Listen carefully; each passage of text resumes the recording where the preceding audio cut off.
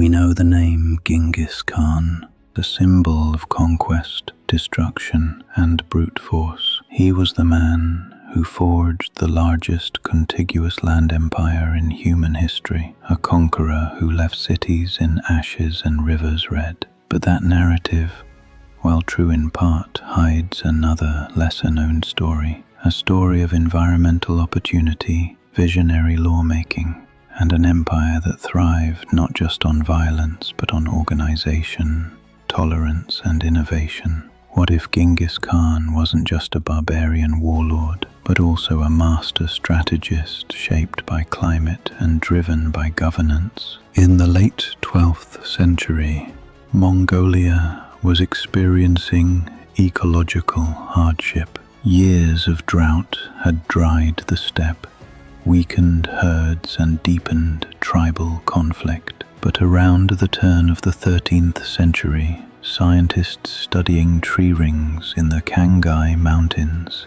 discovered a significant environmental shift, a 15-year stretch of unusually warm and wet weather from 1211 to 1225. This period of abundant rainfall created lush pastures, providing an unprecedented boom in livestock and horses, essential for Mongol warfare. This climatic gift coincided almost perfectly with the rise of Temüjin, the man who would become Genghis Khan.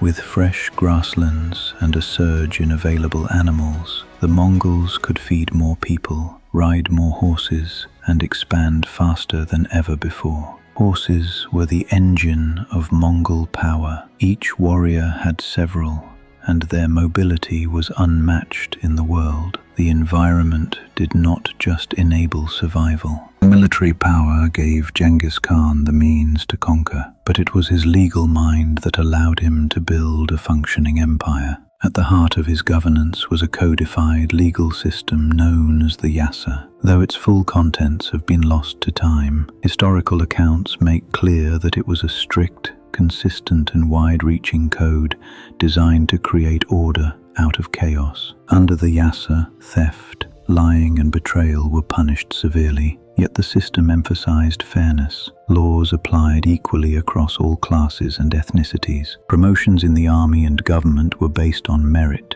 not noble birth. Loyalty, skill, and competence were the standards by which Genghis judged his followers. In a medieval world dominated by hereditary aristocracies, this was revolutionary. The Yassa also addressed religious freedom, trade regulations, military conduct, and family law. It wasn't just a collection of rules.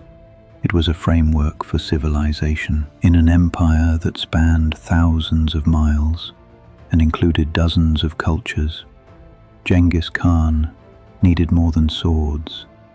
He needed a system, and the Yassa was that system. To hold together an empire that stretched from Korea to the Caspian Sea, Genghis Khan developed a postal relay system known as the Yam. This was a chain of way stations where messengers could rest, swap horses, and send information quickly across vast distances. It was an early version of express mail, designed not for convenience but for control. The Yam allowed Genghis Khan to monitor military movements, enforce laws, and gather intelligence faster than his rivals. Messages could cross Asia in a matter of days, giving the Mongol state a level of real-time coordination that few medieval kingdoms could imagine. It wasn't just a military empire, it was a networked empire. One of Genghis Khan's most surprising policies was his approach to religion. Though he personally practiced Tengrism, a traditional Mongol belief system, he showed remarkable openness toward other faiths. Christians, Muslims, Buddhists, and Taoists were not only tolerated, they were protected. Genghis offered tax exemptions to religious leaders, invited scholars scholars from all faiths to his court, and even ordered the construction of multiple places of worship in his capital. This tolerance wasn't just a moral decision, it was a strategic one. By allowing religious groups to practice freely, Genghis reduced resistance and rebellion in newly conquered regions. Religious elites became allies rather than enemies. In a time when religious persecution was the norm across Europe and Asia, the Mongol Empire stood out as unusually pluralistic. This religious flexibility also made the Mongol elite more cosmopolitan. Advisors came from all backgrounds, and knowledge was shared across borders. The court of Genghis and his descendants became a crossroads of faith, language, and science. Before he became Khan of all Mongols, Temüjin suffered betrayal,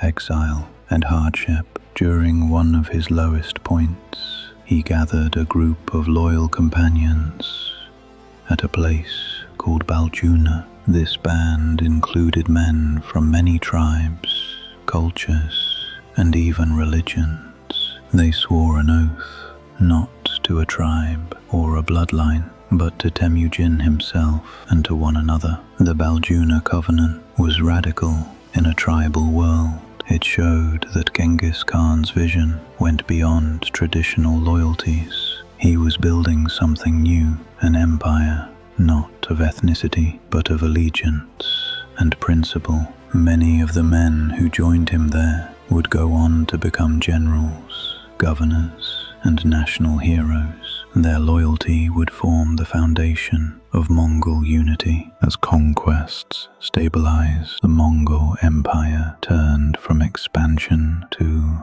integration. Under Genghis Khan and his successors, the Silk Road became safer than it had ever been. Merchants could travel from China to Europe with Mongol passports and expect protection along the way. The empire standardized weight measures and currencies to facilitate commerce. Roads were repaired, way stations were built, and taxes were streamlined. This era, often called the Pax Mongolica, saw an explosion in trade, culture, and information exchange. Chinese gunpowder and paper reached Europe. Persian art and science found homes in East Asia. Ideas moved as quickly as goods, and the Mongol Empire became the engine of the first true wave of globalization. The impact of this openness was immense. It laid the groundwork for the Renaissance in Europe and reshaped the intellectual landscapes of Asia and the Middle East. And it all started with a conqueror who understood the value of a stable, tolerant, and well-connected empire. Today, the legacy of Genghis Khan is still debated. In the West, he is often portrayed as a brutal invader. In Mongolia, he is revered as a unifier and founder. But the truth is more complex and more impressive. Genghis Khan was not just a destroyer of cities, he was a builder of systems, a leader who took advantage of environmental change, who understood the importance of law, and who embraced diversity when most rulers feared him.